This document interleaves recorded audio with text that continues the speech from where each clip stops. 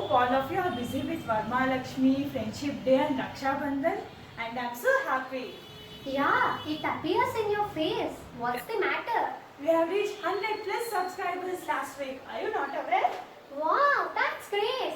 Thanks for your wonderful support to achieve this milestone in this short period. And our next milestone is to get 500 subscribers by this month end. Hoping the same support from you by sharing our videos to your loved ones. Have a glorious day and Enjoy our video.